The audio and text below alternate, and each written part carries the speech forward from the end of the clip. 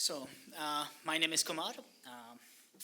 So I'm founder of Kasha and Oxesis Group. Both are the blockchain companies I started. So Oxesis was the first company which I started in 2014. And then later in 2016, I started Kasha, which was my self-realization that all what we are talking about blockchain, what good it is making for average consumer in the society. And that's what is Kasha about, that how we can take out this huge benefits which we are talking about in this room to some of the average consumer who does not care about technology. Because technology is not something which people want to buy. They want to buy products and services in a very simple way which can just change their life and don't give them a 30-page of manual to understand the technology. So that's what Kasha is about. Yeah. Great. Hello, hi everyone. My name is ARAI EZZRA. I'm from Malaysia, which is in Southeast Asia.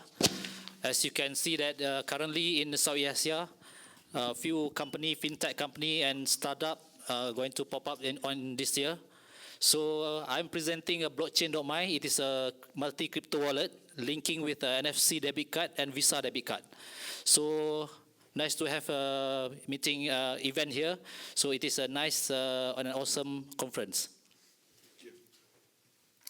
Hi, I'm the CTO and co-founder of BlockCypher. We started in about 2013. We are a platform company for blockchains and cryptocurrencies. We power about maybe a third to a half of the cryptocurrency startups, like companies that you've heard before. Brock mentioned ARAI earlier, there's Coinbase and multiple others. I'm French, but we are living in California, and we're all in California actually. And what we do is we're a platform company. We help all the companies power their own blockchain. We're like a little bit like Amazon Web Services for blockchains. And thank you for being here tonight. Well, I'm Diego from Buenos Aires, Argentina, Latin America. I'm the president of the Argentinian and Latin American Bitcoin NGOs, and also the CEO of Rootstock, RSK, we should not say Rootstock, RSK, the first smart contract platform secured by the Bitcoin network. So we have on stage like the four corners of the planet, which is pretty cool to have on stage. And industry leaders and experts from the four different corners. Brock said we can't predict the future, so we won't. But maybe we can talk about what your guys' visions are. So the title is The Future of Blockchain. A couple years ago, nobody could have predicted, I don't think, what's happening right now in ICOs. But what's happening in the blockchain that's interesting and exciting for you guys, what do you think? What's interesting for you? For me? What are you most excited about? Other than making money? Oh, Yeah. So what's excited about other than making money, you mean? Yeah. So what's excited about that, how we can take this technology, because all the speech we heard about that, how the blockchain is a great technology, how it's the second most important technology which came in the world. So if it's really that powerful, so what excites us that how we can take this and go in a public where everyone can use it. Because if it's the second form of internet, then obviously it holds such potentials which internet does not able to solve. So we heard about how internet does not able to solve the money problem, how money can be not moved into the internet. Now we are moving money over the internet. We have a digital gold called Bitcoin. I don't know I'm allowed to say this word or here or not, because some of the panel you are not allowed to say the word Bitcoin. It's like the Harry Potter movie, you are not allowed to say some words. Yeah, so that's most exciting, that if we are standing on the edge of a new revolution. It's a technical revolution, and we got a chance to write the next steps in the future. Yeah. What are you most excited about, Nori?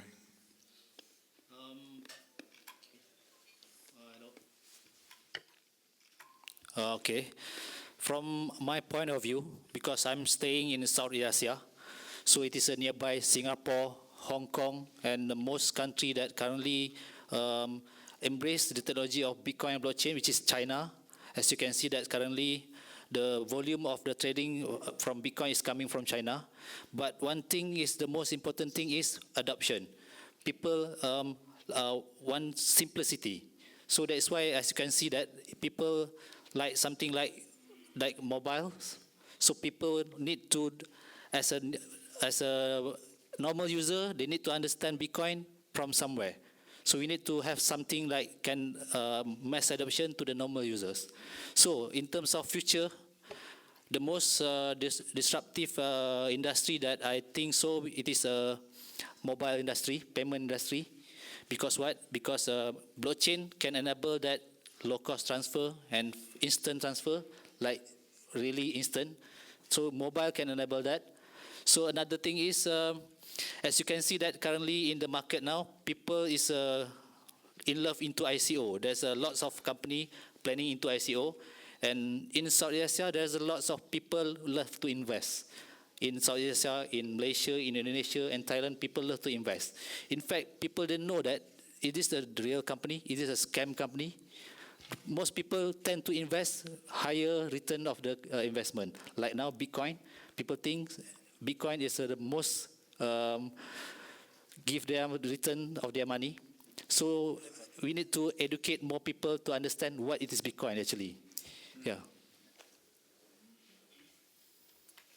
So I'm the most interested in probably the most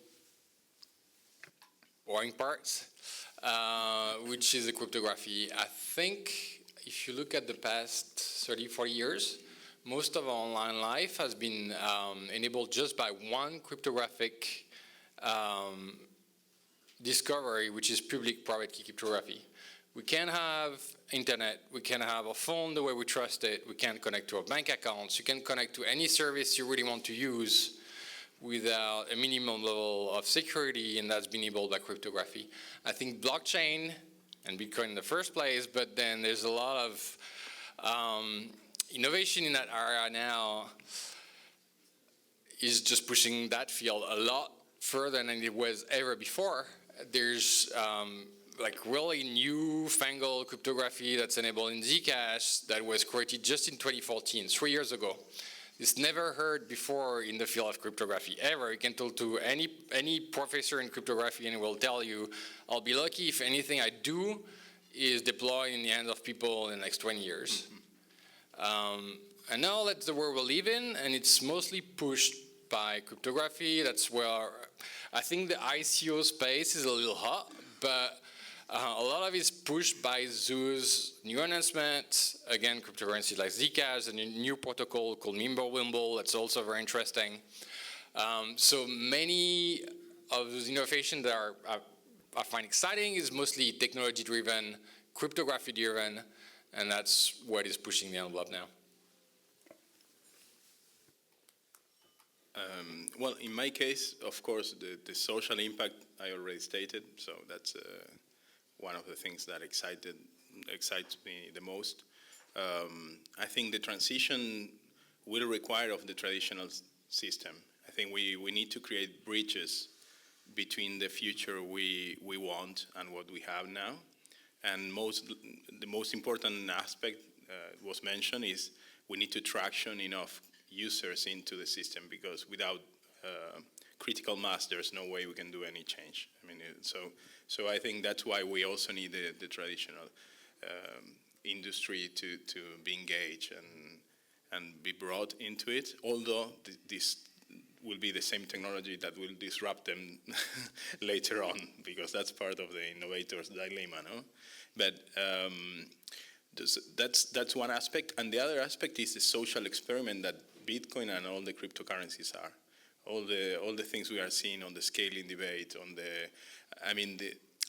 we need to create technologies in order to be able to take decisions in decentralized systems.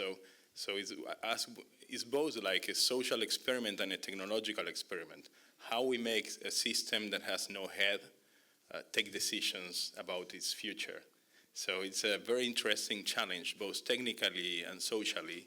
So I'm excited about both things. I mean, what we are building in terms of technological tools to create a new way of organized societies or group of people. So let's talk for a second about the adoption of all of this. I was in a karaoke bar in Nevada during a rodeo, and I was at a table with some guys that loved Bitcoin, and we went from table to table asking them if they knew Bitcoin. This was 2013, and one of the guys decided it would be a good idea to ask each table if they knew Bitcoin, and nobody obviously did. No, nobody at the rodeo knew. But this adoption thing and people knowing about things is a huge issue, and adoption generally in the industry is a huge issue. But I guess one thing that we haven't talked about today is the major corporations getting involved. It is clear people are, like IBM is launching supply chain stuff. Microsoft has Azure working on projects like this. How do you think that's going to impact adoption, and how do you, is Facebook going to launch a blockchain product? What are your thoughts? So now what we are talking about, that corporations can come up with a product or maybe services which are based on a blockchain. That's just to simplify the question. Yeah, obviously it helps because it's but obvious when people says that, oh, we are making a new currency system. People still believes more if Google comes out and say, hey, we got a new coin. Obviously you understand. I don't see the ICO gonna stop at millions. It may be cross billions and billions.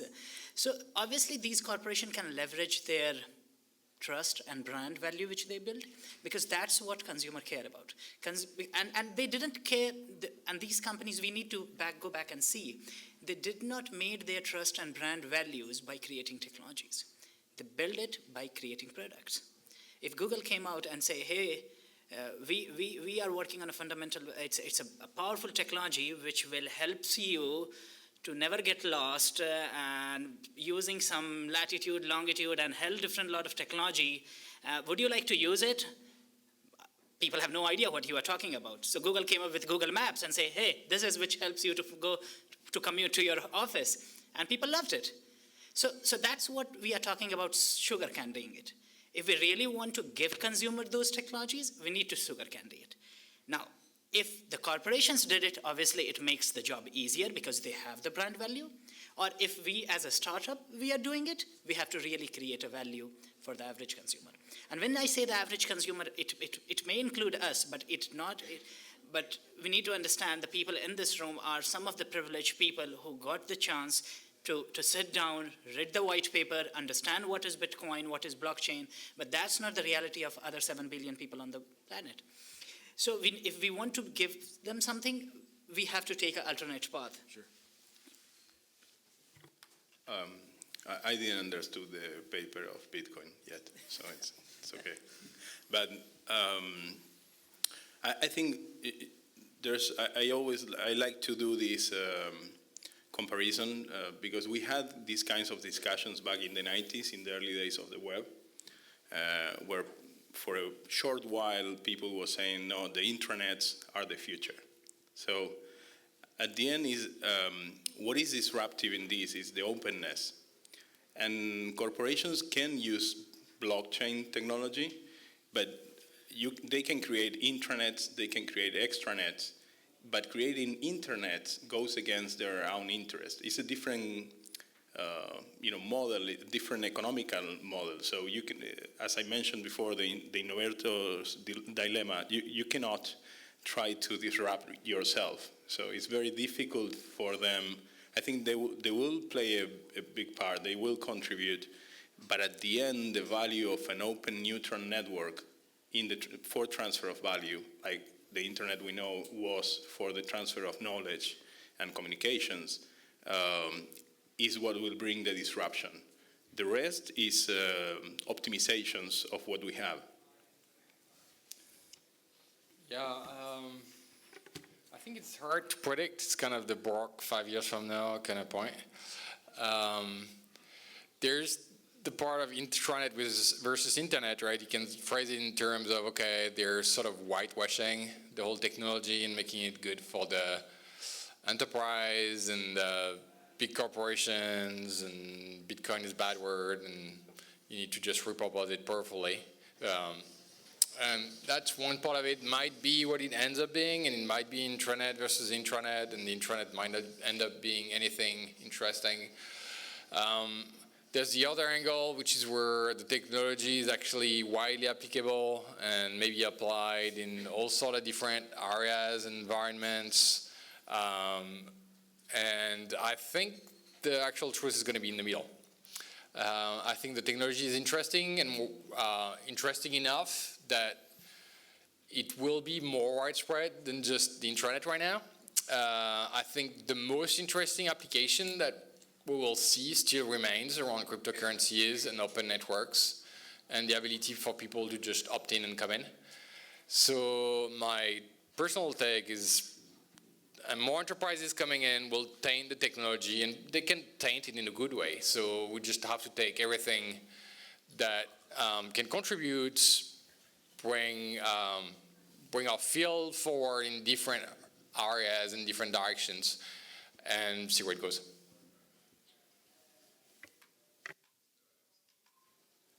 Hello. Okay. I think that as a mass adoption, okay, before I'm presenting blockchain.my, I have a project that calls the Dinar Dirham, which is we digitize the gold. At first, people think skeptical. How you digitize the gold? Everything must be physical because gold is physical. But we managed to do that on Ethereum. And then we receive a lot of response from the Southeast Asia because people in Southeast Asia love gold. We have currently 40,000 members currently and growing. And one thing that they need to see that it is the real technology that can solve the problems, because people, when they are keeping their gold, it is hard to cash out. Maybe they have to charge some spread. But when you digitize the gold, you can do many things, like doing a payment like gold. You can go to any shop making a payment in gold. Okay, so the main important thing is it is a mass adoption. Okay, so like another company, startup from Philippines, we know that Philippine citizens have work outside of their country. It is hard for them to bring money back to their country. So there's one company called coins.ph and doing well on bringing money from outside, working outside of Philippines and using blockchain technology, which is Bitcoin. Yeah, coins.ph. I just have to add here. Yeah. Because Diego mentioned that the internet and openness. Yeah, and because we just raised this point, if we see this, the big powerhouses they try to resist the change, and it's obvious because nobody wants to change. Because if I'm already powerful, I don't want to take a risk of losing my power. But we saw what happened there. The big powerhouses or the blue chip companies at that time, the telecoms or whatever. Right now, if we see, they are the one who is making most of out of the internet. So they are sitting and literally running everything on the internet and making money for themselves. And that's what happens every time when a new technology comes. So we try to resist, but end of the day when the adoption happens, those companies just leverage their brand and make most out of it. You know, so if there is someone who is still a spectacle from those blue chip companies, can just try to re-strategize their strategy and say, okay, where we can start resisting the change and try to adopt it. Thanks. One little thing, there's another angle, because you maybe I was talking about the ones providing blockchain platforms, but there are other corporations like big banks that might profit from using smart contracts or blockchain, and I think those will help bring in the users. Very likely they are not going to use Bitcoin as a currency. They are going to use or any cryptocurrency. They are going to use digital representations of the local currency. Also because the regular citizen doesn't want to be exposed to the volatility of the cryptocurrencies for buying coffee. They want to pay the coffee more or less the same, not 50% less like we do when we pay with Bitcoin. So I think what an interesting takeaway here is talking about the tangible value of blockchain and coming to terms with that. And what has happened, I guess, over the last couple of years, and especially now, we're still in the conceptual phase of what is all of this. And maybe the most tangible thing people come up with is what to name their ICO. But the actual tangible value is something that still needs to be expressed. Maybe a closing thought on the future of blockchain as you see it before we move to Matt's speech. Big responsibility. So the future. So without taking time, I just say the future, what I lies, maybe the perspective can change from person to person, what they think.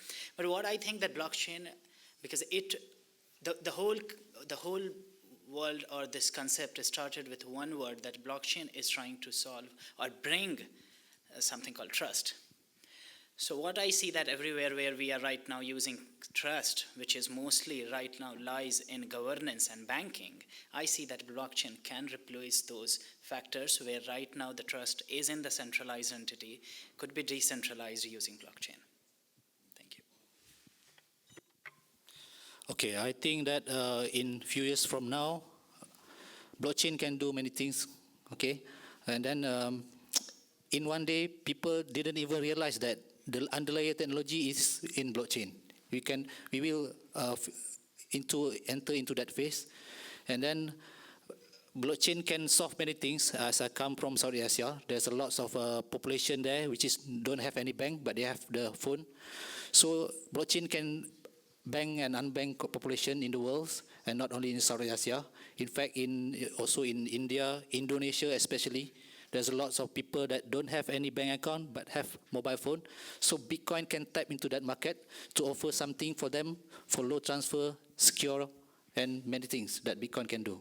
Yeah, thank you. Yes, I'll be maybe the party pooper, but so I think on the private consortium chain kind of spectrum, it's hard to tell. It's kind of early. We'll have to see what people do with it. It's still kind of proof of concept, prototype stage. So I don't know what's going to happen in the next few years. For the public chain, I think there's still a lot of infrastructure that needs to be built. So there's a lot of froth, a lot of money coming in, a lot of money coming out, and it's mostly for, in my opinion, very uninteresting projects. So we need to build a lot more infrastructure, a lot more use case, make it scale, make it work. For privacy, make it work so that you don't send money and everybody knows how much money you're making. So there's tons of stuff that still needs to be built, and I think we'll do that in the 5 and 10 years old, and then I think we'll be able to deliver all those promises, but it's going to take a little while. I will add up a little bit on top of what everybody says. I think we are constructing the building blocks of this ecosystem: identity, digitalization of assets, exchanges, notarization of documents and agreements. I think all those are the building blocks, but the true disruptive use cases will come when those building blocks are in place and we have critical mass. So it's difficult to see, as it was difficult to see Facebook in the 90s, it's very difficult to see what will be the disruption in blockchain. But I know we need to build those building blocks, and also in the technological side as well, we need zero knowledge proof systems. We need all those things to build also systems that can be verifiable to the hardware level, so we know there's no hacking like what happened with Intel chip. So we need to build a lot of technologies for privacy, for security, but it's very exciting because once this is built, this will change society forever and very fundamentally. Yeah, just if I can, I agree with you. It's going to change society forever, and if we deliver everything that's been told, and I think we can deliver it, it's really going to be amazing, but we need a little more time. So, the final question, and respond only with a number. This time, next year. The moon! 2018, the price of Ethereum What are we thinking?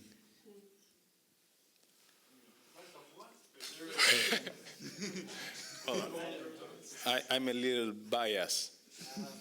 So We're doing- it's with RSK already in production, so it's Yeah, and it's very difficult to tell. to say anything for Ethereum, especially at this stage. It's unpredictable, given the volume and given the kind of adoption it have. It could be anything. Nobody believed. I'm very happy it went up, but I don't know if that's true for everyone. So that's why I never expected so it's my experience, when I bought, I never expected that it will go 100. Although when you hold something, you pray every day that it's gonna be 1,000. But I never expected that, and next day morning I wake up and it was like 89, and I say, wow. So if you ask me what's the price gonna be, I have no idea. It's nothing. I give you I a cannot say formula. anything. Yeah. It will be between 10 and 20% of the Bitcoin price, because basically that's what happened. Everybody follows the Bitcoin price. Okay, and I asked for a number No, and we it's got a number. speech. No, I say infinite. So, okay, so number maybe. Just a number. Okay, so 300. Yeah.